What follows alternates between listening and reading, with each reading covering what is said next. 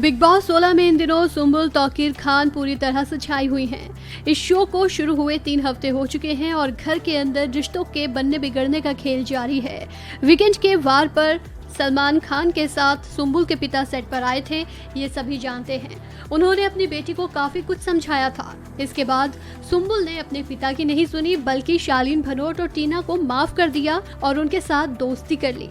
लेकिन ये बात सोशल मीडिया यूजर्स को पसंद नहीं आई और लोगों ने सुम्बुल को ट्रोल करना शुरू कर दिया, जिसके बाद अब सुम्बुल की टीना और शालीन की दोस्ती पर उनके पापा का रिएक्शन आया है।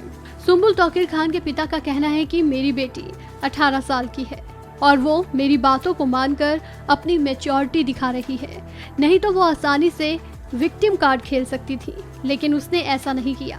उसने टीना दत्ता और शालीन को अपनी इमेज सुधारने का मौका दिया। सुम्बुल के पिता ने आगे कहा कि उसने मेरी बात मानी। मैं बताता हूँ कैसे।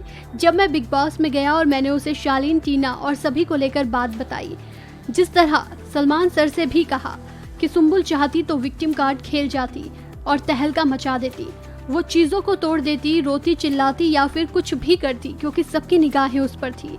लेकिन अगर वो ऐसा करती तो क्या होता, वो उसी दिन शो जीत जाती, क्योंकि उसे जमकर सिंपैथी मिलती। और टीना शालीन का क्या होता, वो दोनों को राष्ट्रीय खलनायक बना देती और शायद टीना और शालीन इस शो में अपनी इमेज सुधार नहीं पाते। सुम्बुल के पिता ने बताया कि मैंने अपनी बेटी को जिस तरह की शिक्षा दी है, मुझे पता था कि वो अपना नेचर नहीं बदलेगी, घर के दूसरे लोगों की तरह चिल्लाएगी नहीं, और मेरा मकसद था कि वो अपनी इमेज दिखाए। इतना ही नहीं, शालीन और टीना की इमेज सबके सामने साफ करना था और जो एक ट्रायंगल बनाया जा रहा था, सुम्बुल उससे दूर हो जाए। मैं इसमें कामयाब रहा। मालूम हो कि सुम्बुल के पिता ने बिग बॉस में आकर शालीन और टीना की क्लास लगाई थी। उन्होंने शालीन पर बेटी का तमाशा बनाने का आरोप लगाया था। टीना पर भी सुम्बुल के पिता भड़के थे। शालीन और टीना का सच सामने आने के बाद भी सुम्बुल ने दोनों से दोस्ती नहीं तोड़ी, जिसके लिए एक्ट्रेस के लोगों ने आलोचना की।